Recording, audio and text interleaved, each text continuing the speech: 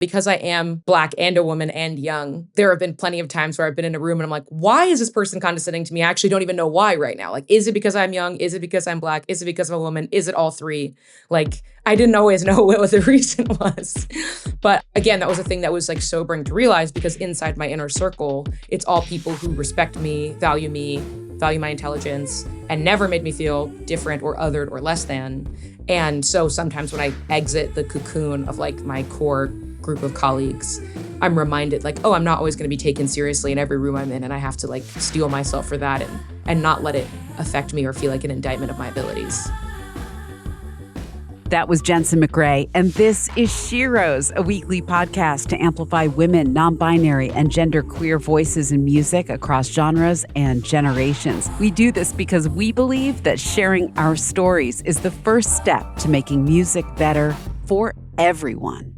Hey there, welcome back to SHEROES, and if you're just finding us for the first time, I'm so glad that you did. I am Carmel Holt, and we've got a very, very special episode this week. This is not hyperbole, but as I was editing and producing today's episode, I kept thinking Jensen McRae was clearly born to become the musician and wildly gifted songwriter that she is today. And it's also clear that there's a long, bright future ahead. The Los Angeles-born and raised artist knew that she wanted to be a singer from an early age, and despite feeling a bit like an outsider in school, she's always possessed a nearly unshakable sense of self-confidence, already envisioning winning Grammys when she first began writing songs as a kid, and honestly, I wouldn't be surprised if that becomes a self-fulfilling prophecy. Today, Jensen will share with us how even at age 7, she directed her musical education and evolution away from classical training to learning how to play pop songs on the piano,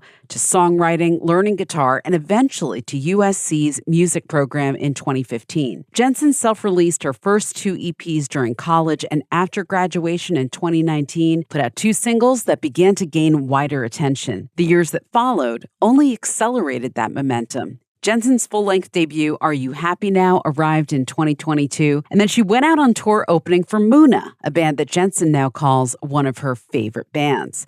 By the way, for Muna fans who missed it last week, their frontwoman Katie Gavin was our most recent guest, and after you listen to today's episode, you'll also love checking out Jensen singing Silk Chiffon with Muna. There's a great clip on Jensen's Instagram. Last year saw Jensen out on the road with Noah Kahan, and this April, Jensen McRae put out her brilliant second full-length album, I Don't Know How, But They Found Me. And she just completed the spring leg of her world tour with a fall leg beginning in October. We're so thrilled to welcome Jensen McRae as this week's Shero in the Spotlight. Jensen McRae, welcome to SHEROES. Thank you for having me. Congratulations on this beautiful new album. You last put out an album in 2022, so it's been 3 years or so, which is a pretty average amount of time. But what's the journey been between those 2 albums? I mean, a lot has happened to me in my life, but I mean, the biggest transformation has just been all the touring. Like right after I released that album, I embarked on my first real start to touring around the country and around the world a little bit. And it really informed like how I was making the second record, because I wanted to create something that I knew was going to be really fun to play in a live show. And that was not something I'd ever thought about that practically before I was actually on the road playing shows all the time. So can you expand on that a little bit? What things about that did you then come back and bring into this new album? I think the biggest thing was through touring with Muna, which is my favorite band, and seeing like how important it is to have rise and fall in a set. And even as a person who's making this, like, for the most part, like sad folk music, like it's so important to have moments of joy and real volume. And so I wanted to write at least a handful of things that felt very effusive and exciting for the fans to like scream along to and dance along to. And that's like the stuff I'm most excited to play when we go out on the road soon. Well, take us into the process then of writing these songs, and where did the writing process begin? Do any of these songs predate that moment where you thought about sonically and kind of from a dynamic standpoint what you were going for? Yeah, definitely. I was also really, the other point of this album was just trying to tell this story of the last few years of my life, which were like very transformative, as I think it is for many people who are in their 20s. Like the whole decade is like you kind of can't come out of it the same way that you came into it. And The oldest song on the album is Savannah, which I wrote like a week after the first album came out.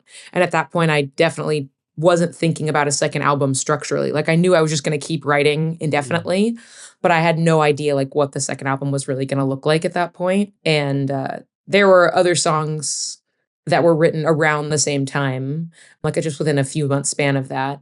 But it all ended up being in service of telling this story of, yeah, these two relationships that I had back to back and just the very weird time of going from 24 to 27. Yeah, that's huge. Well, maybe we should jump right into a clip of Savannah. And is there anything else you want to tell us about the song before we listen to a little bit of it? I mean, I think the background of the story is odd lore, just that in these two relationships, both of my exes wanted me to go with them to the city of Savannah, Georgia. And that is why Weird. I wrote the song. Yeah, very, very weird. I'm born and raised in LA, have never lived anywhere else. It was not a city I'd ever thought about at all. And then just by coincidence, within a span of a few months, I got asked to go to Savannah twice. And I was like, this is super weird. Like, I wonder what that means. And I just became very drawn to the feeling of the city and the things that I was learning about it, mainly just that it's really haunted. And I was feeling really haunted. And so that's kind of what the song is about. That's a song called Savannah from the new Jensen McRae album. I don't know how, but they found me. Jensen's our guest today on SHEROES, and I'm Carmel Holt. So you mentioned going into the song that you're from Los Angeles. Tell us a little bit about you and your background and how you and music first met up. Like, how did this whole crazy game begin? I wanted to be a singer from a super early age. Like, I always knew that I loved to sing, and I also was always a big reader, and I loved poetry and stories. And when I told my mom that I wanted to be a singer as a very small child, she's like, well, you're going to have to learn how to write your own songs then, because that's where the money is. Wow. And I started taking piano lessons when I was 7. And I'd gone through a couple of piano teachers, all of whom tried to make me read music and learn how to play classical piano. And I hated it. And then we found this other piano teacher who quite theatrically was like, okay, what do you want to learn? Like, probably knocked sheet music off of the stand and was like, well, what do you want to do? And I was like, I want to play a Christina Aguilera song. And she was like, okay, great, we'll do that. And so she taught me how to pick out music by ear. And I just learned how to read like guitar chord charts. And pretty quickly after that, also started teaching me how to write songs. And she really opened Pandora's box, and I never stopped. And most of my early songwriting was like for school. Like whenever we had a project where we were allowed to do a creative assignment, I would write a song about whatever book we were reading or historical period we were studying. And then it just became an outlet for me to process like the feelings of adolescent alienation that I was experiencing. And I genuinely believed that everything I was writing was Grammy worthy long before anything was even kind of good. That's amazing to have that level of self-confidence and also just kind of like, well, fuck it, I'm just going for this, like full on. Did that sense of confidence stay with you all that time? I would say pretty much, yes. I definitely have had moments where I've wavered. Like when I was in my sophomore year of college, I went to music school at USC. And I definitely had like a sophomore slump where I was questioning whether or not I belonged in the program, was questioning whether or not, I deserved it. And then at the beginning of my senior year of college, because of like the state of the world politically, I was starting to wonder if I should pursue something else existentially. And I was like, maybe after I graduate, like I'll go to law school or something. But of course, it was around that time that I met my now manager. And she was like, you don't have to do that. Like, if you want to do this, you can keep doing this. Amazing. So I want to talk a little bit about having that sense of confidence and going into music school and the story that you just told, but through the lens of gender. What kinds of things did you discover about doing this job, that is, of a songwriter, a musician, an artist, positive, negative, anything in the middle, that had to do with doing that as somebody born a female? I think like the very heavy positive component of it was that I found so much community with other female songwriters. And like, I always find it fascinating seeing the statistics about the number of female songwriters that there are working professionally, because so much of the music that I listen to is by women, like so much of it. And so it's always staggering and sobering to realize that the number of actual working female songwriters is not as high as I feel like it is in my Spotify library. And in my work and in through the people that I have met, like I've formed so much community with other women who write music. And there's something just totally frictionless about working with other women. And I've written a lot of wonderful songs with men too, for that matter. Like it's not like predetermined in that way, but there is something unspoken in the same way that, like being a Black woman, like when I'm working with other people of color, it's like there's this thing that's just unspoken that's really wonderful. And so forming that community has been great. And it's really like inspiring and motivating whenever I see other women like working at the top of their game to be like, oh, I want to match them. I want to meet them where they are and deserve to be in the room with them. And then, of course, from a more negative perspective, I've been pretty fortunate to have felt safe in most of the rooms that I've been in. But I definitely, especially as a young woman, it's happening slightly less now, just feeling condescended to a lot of the time. Like a lot of talking down and a lot of like dismissing, especially by like certain older male producers, of just like them telling me like how a song is supposed to sound or why the things I'm doing are wrong. And I'm like, well, we're writing this song. A lot of times, like if we're writing a song for another artist, it's like, I know this is going to a female audience, girls my age. I know what they want to hear. And you're a 50-year-old man. And with all due respect, you don't know what a 20-year-old girl wants to hear. Right. And so there was definitely some frustration about that. And then also, yeah, because I am Black and a woman and young, there have been plenty of times where I've been in a room and I'm like, why is this person condescending to me? I actually don't even know why right now. Like, is it because I'm young? Is it because I'm Black? Is it because I'm a woman? Is it all three? Like, I didn't always know what the reason was. But again, that was a thing that was like sobering to realize, because inside my inner circle, it's all people who respect me, value my intelligence, and never made me feel different or othered or less than. And so sometimes when I exit the cocoon of like my core group of colleagues, I'm reminded like, oh, I'm not always going to be taken seriously in every room I'm in. And I have to like steel myself for that and not let it affect me or feel like an indictment of my abilities. Right. My follow-up was going to be, so then how do you handle that? Like, what tools have you gained to navigate that when you are out of your cocoon? I think something that's been helping me a lot recently, because as my career has started to grow a little bit, there's been more commentary, not even just from other people in the music industry, but just like from people on the internet. Like prior to the last year or so, had very little experience with hate comments. I didn't really get them. And then now they're starting to trickle in more sporadically, like for various reasons. Like I did an ad, like a TikTok ad for a company, and they promoted the post a couple of months after I did the ad. And it started to like kind of get traction online. And the comment section was just filled with men commenting on my body because I was wearing like a low cut shirt and I hadn't thought about it. And there were just hundreds and hundreds of comments about what my body looked like, nothing to do with the ad. And ultimately we reached out to the company and they allowed me to turn the comments off and sent me flowers to apologize. Like it was handled properly. But it was a thing that was very jarring to me because that had never happened to me before. I hadn't had the universal female experience of my body's being debated in the comment section of a video that's not about my body. And that was I had a moment of feeling really profound insecurity and thinking about the way that I looked in a way that I never had before. And after I like recovered from that knee-jerk reaction, I just started to realize that the most powerful thing I can say to myself is like, oh, I disagree.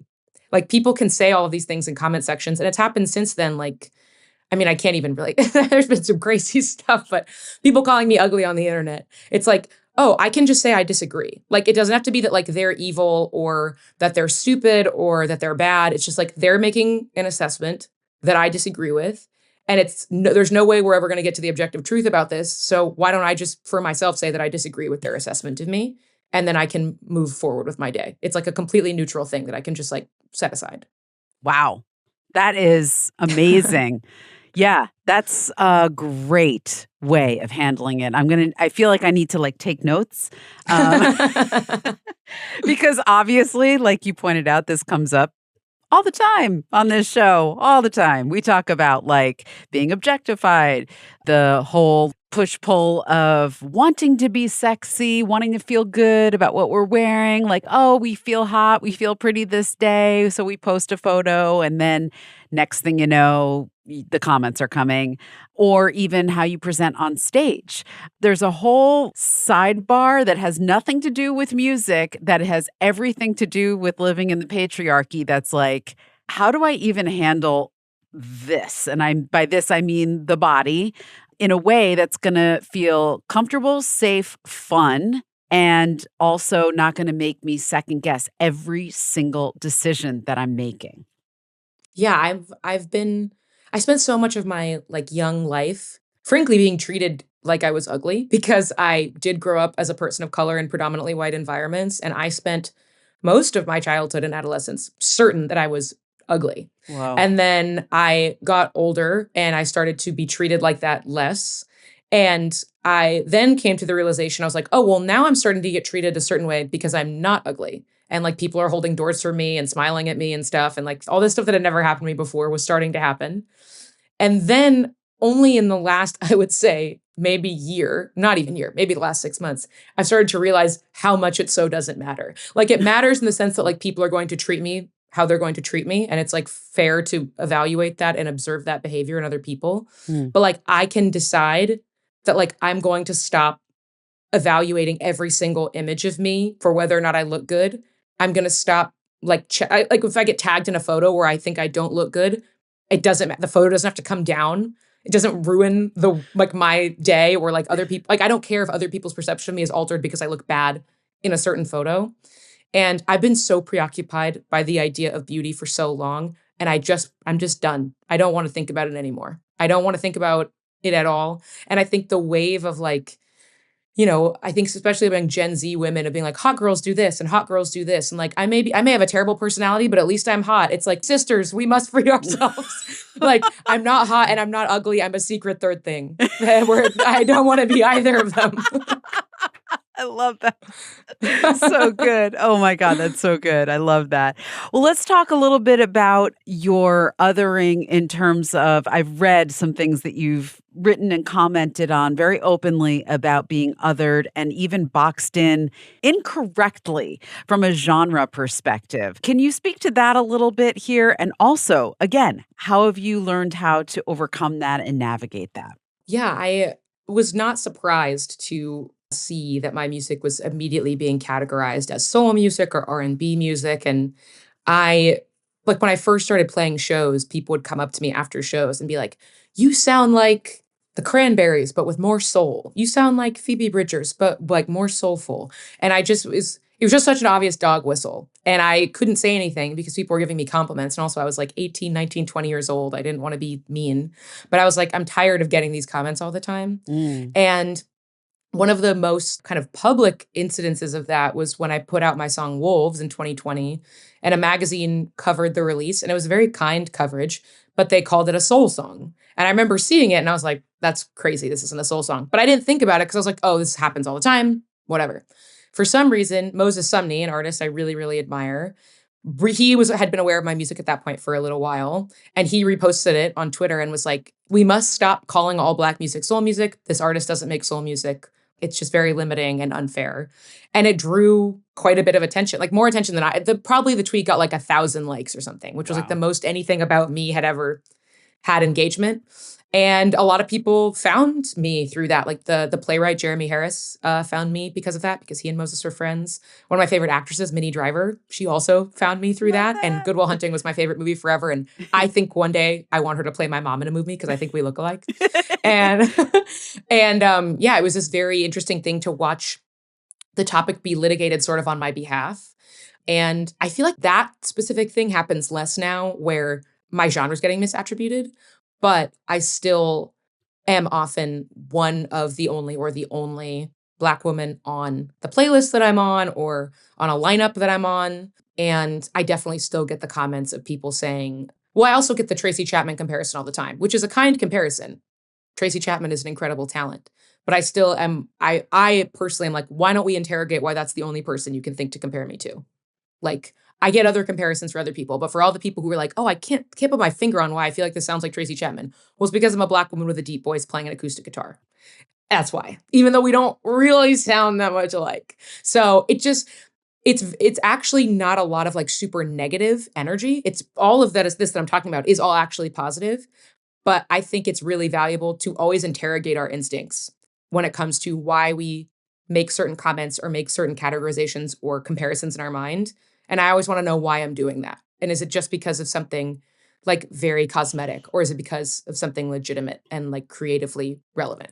We have Jensen McRae with us on SHEROES. The new album is called I Don't Know How, but They Found Me. Let's go to another track. What do you think? What's your favorite? Oh gosh.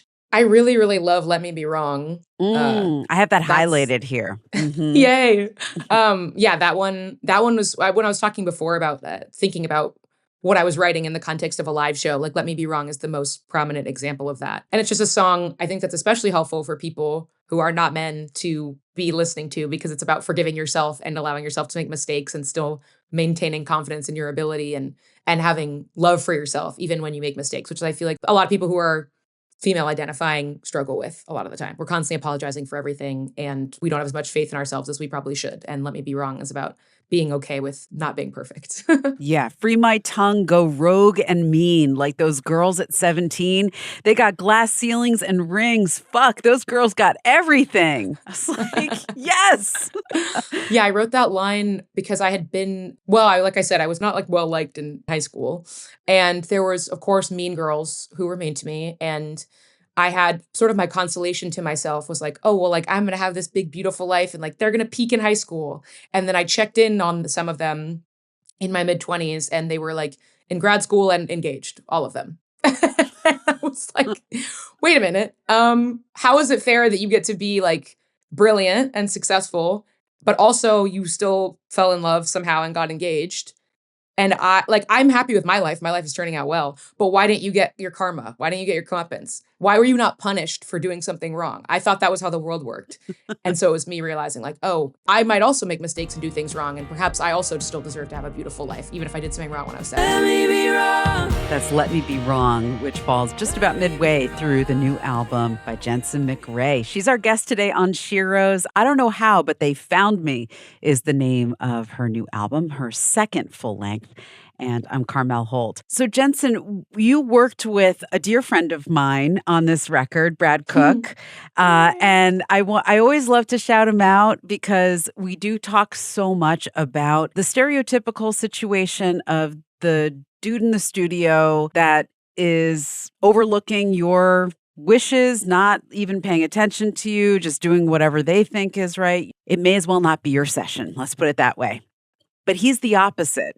As I understand it, I've talked to many women on this show now who have worked with Brad. I love Brad. Can we have a Brad love-in right now? Talk to us Absolutely. about working with Brad Cook. I love talking about Brad Cook. Meeting him was so, so special. My label facilitated us working together on the project. And the first time we FaceTimed, I was obviously a little nervous because I was like, well, I'm familiar with some of his work, but I don't know anything about him, the person. Mhm. And just immediately when we met, like it was genuinely the opposite of condescension. Like I felt so equal to him right away. Like I think that is one of his biggest superpowers is like, we have had very different life experiences.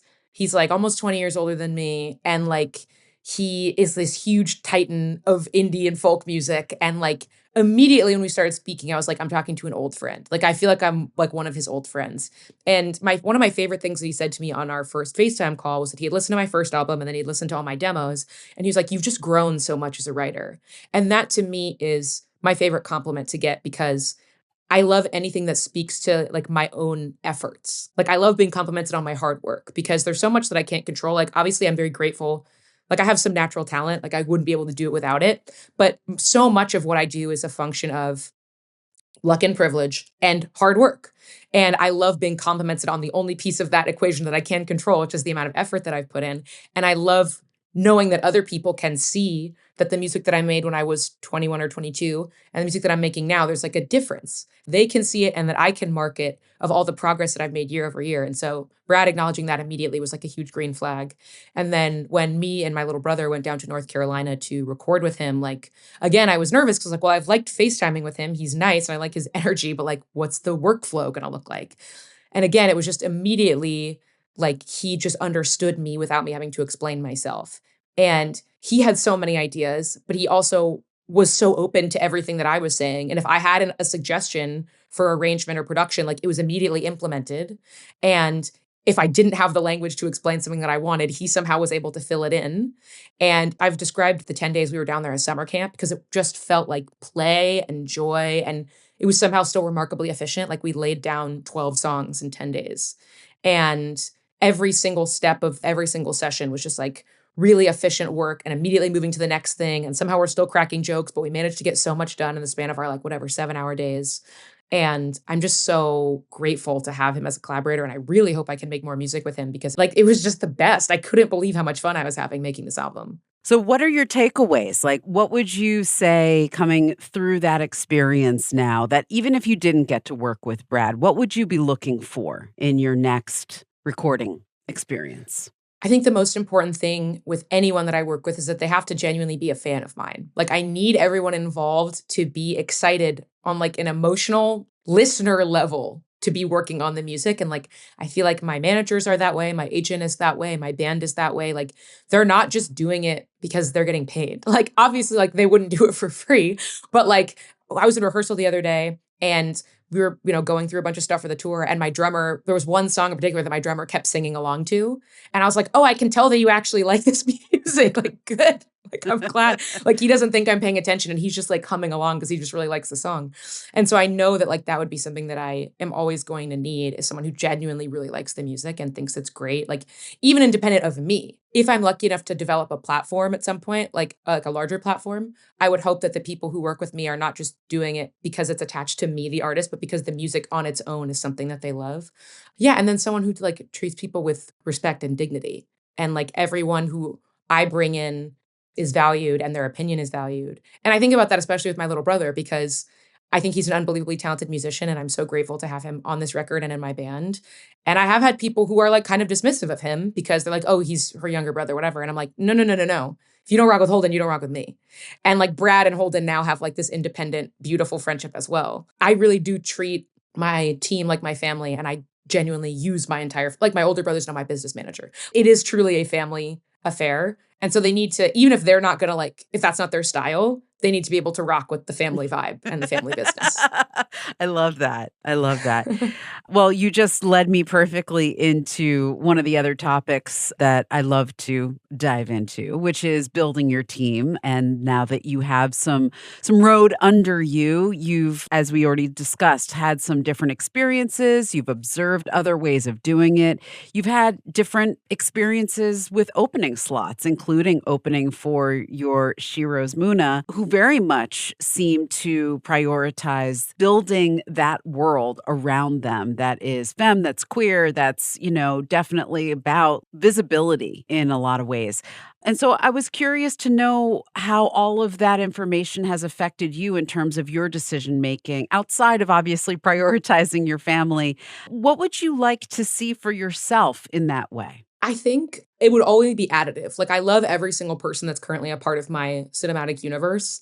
And I think going forward, I'm really excited to fill out more of my team with more great women and queer and different racial demographics as well.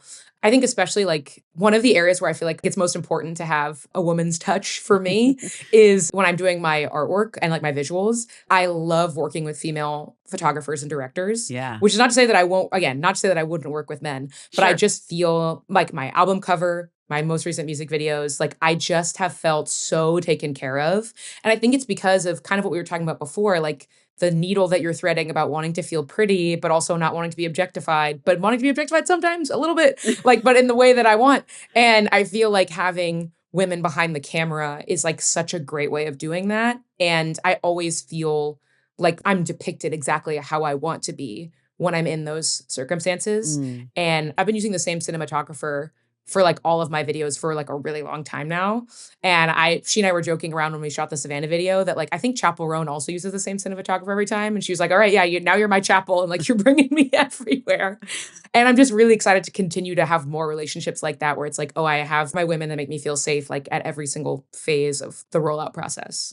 That makes so much sense. And may there be more of that too. We need to kind of expand the choices out there so that those names that kind of immediately pop as our resources have a little bit more diversity to them, for sure. Yeah, I think it's so important to have people like have the women that I love working with and continue to seek out, female voices and female perspectives. And also to have people like Brad and to have people like my brother, like to Totally. reward the men that make women feel safe so that Absolutely. we crowd out all the men that don't.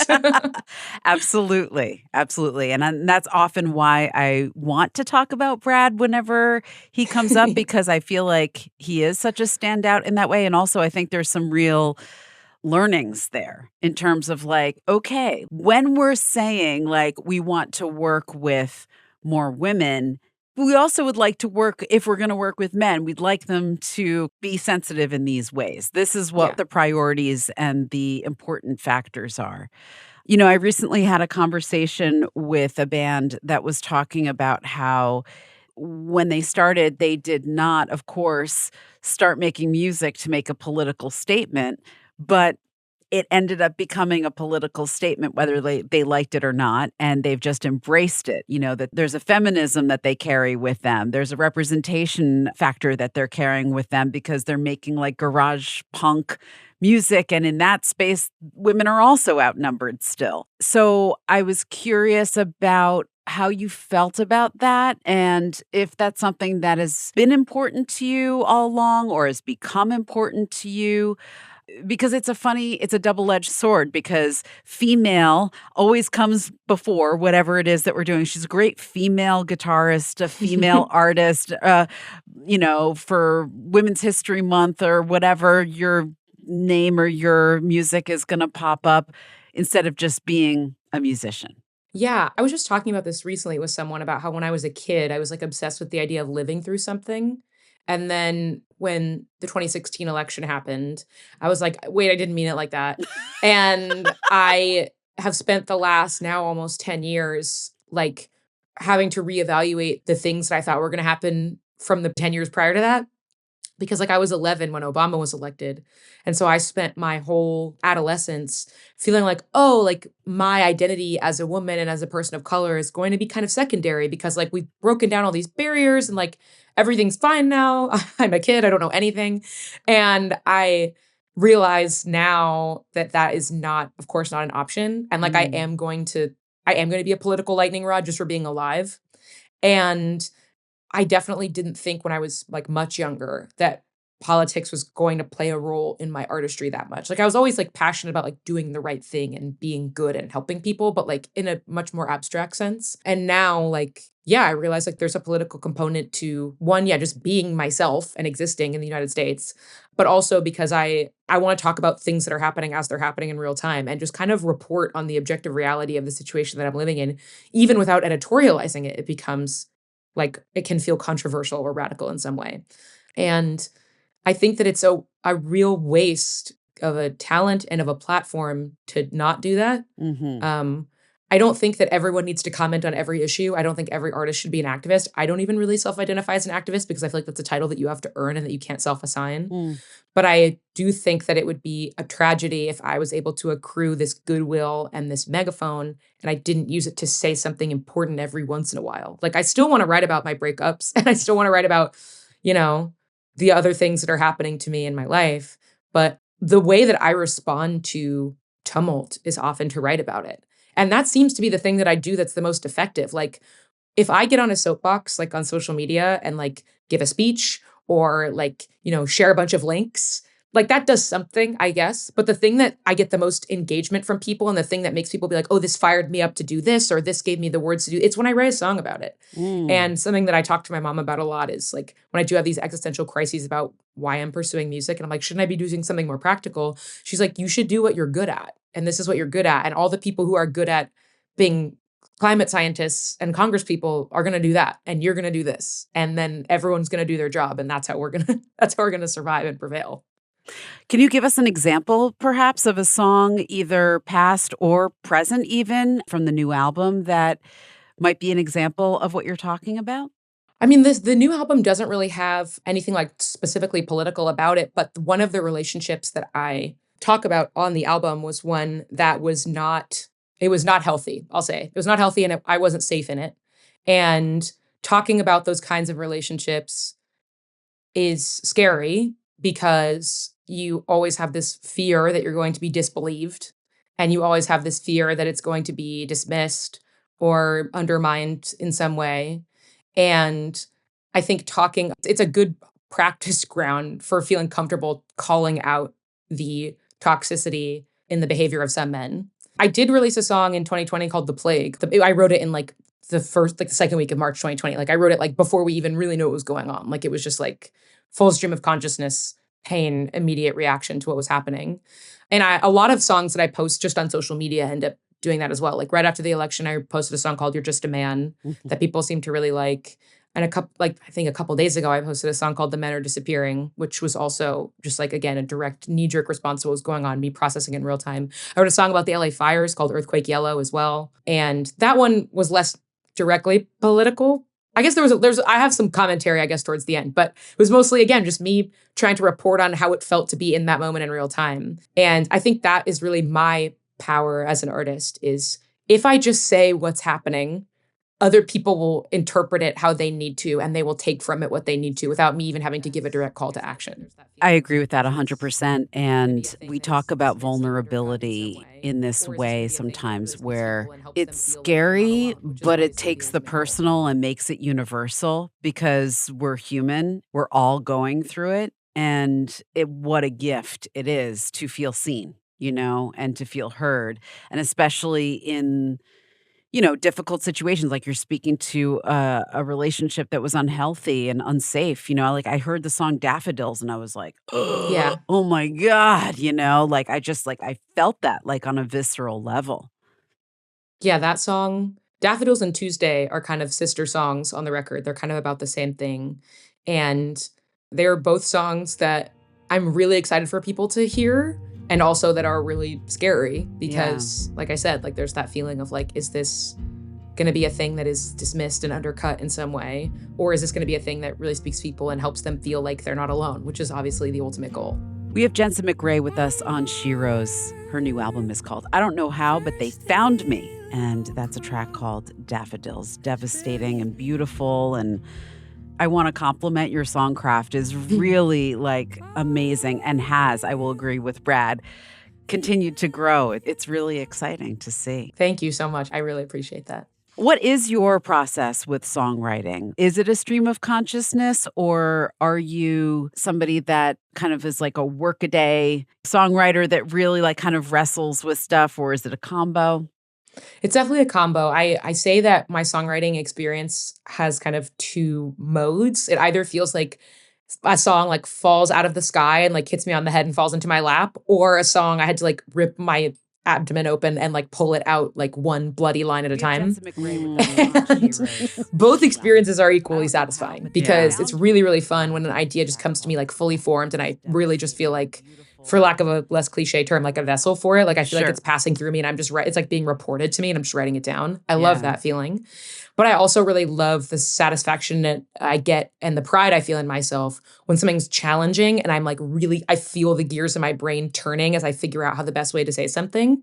And so both of those experiences I really enjoy, but it can vary from day to day. Yeah, that makes sense. It's like a puzzle. So Jensen, we do something called the SHEROES Magic Wand at the end of each interview, where I ask my guests to imagine that they have the power to change anything in the music industry for women, for non-binary people, for queer folks, for anybody that doesn't have an equal voice yet. If you held that magic wand, what would you want to see change?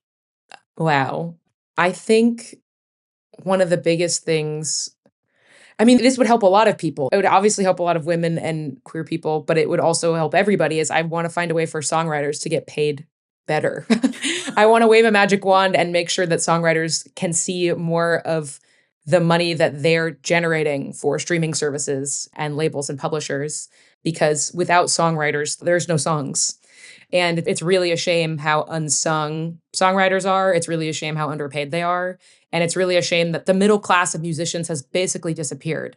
And I would definitely wave a magic wand and make sure that, I don't know exactly what it would look like yet, but like whether it's songwriters getting per diems for their sessions, or being able to have a songwriters union, or changing the payout structure from the streaming giants, or all of the above. I would just want for all of those people to be able to have the financial stability to not have to rush into any deals that are ill-advised, to not have to give up on any part of their life, to not have to work a million side jobs just to be able to kind of do music. I would want everyone to be able to feel just more stable and secure in their everyday lives. May that wish come true. Yes.